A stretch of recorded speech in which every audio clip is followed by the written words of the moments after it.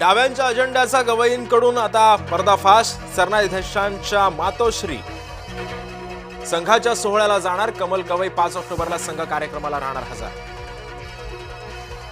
शुक्रवारपर्यंत सांभाळून राहा, हवामान खात्याचा इशारा. मराठवाड्यासाठी पुढचे 3 दिवस अति काळजीचे.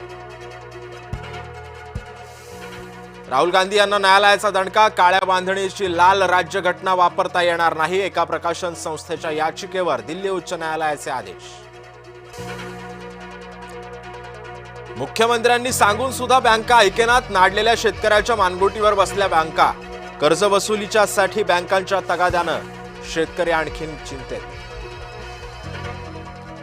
काळजी आणि दिलासा एकाच वेळी. मराठवाड्यातील पाऊस थांबल्यानं पाणी ओसरू लागलं. पूर जसजसा कमी होतोय, नुकसानाची भीषणता तसतशी समोर येते. मराठवाड्याच्या पुरामध्ये 7 जण दगावले. पुरामुळे मराठवाड्यामध्ये पशुधनाचं मोठं नुकसान. सर्वाधिक पुरामुळे दगावली 273 जनावर. नुकसान भरपाईचं राज्यासमोर मोठं आव्हान. मंगळवारच्या साप्ताहिक मंत्रिमंडळ बैठकीमध्ये नुकसान भरपाईच्या निकषामध्ये बदल करण्याची चर्चा होणार.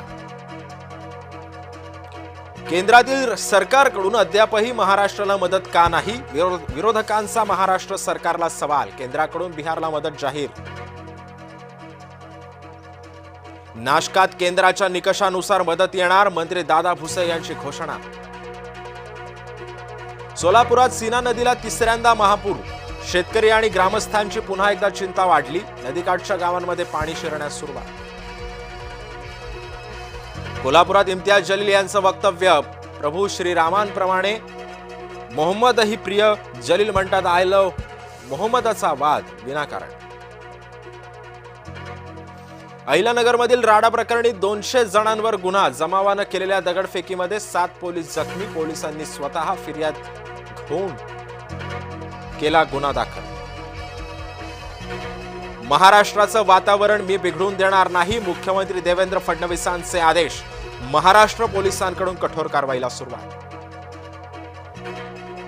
भाजपच्या आरोपानं विरारमध्ये खळबळ. विरारच्या विवा महाविद्यालयामध्ये गरब्या आडून लव्ह जिहाद करण्याचा प्रयत्न. भाजपच्या आरोपाला हितेंद्र ठाकूरांनी नाकारलं.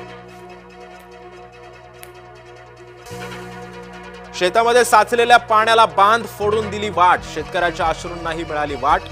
संभाजीनगरातील शेतकरी संकटाचा करतोय सामना.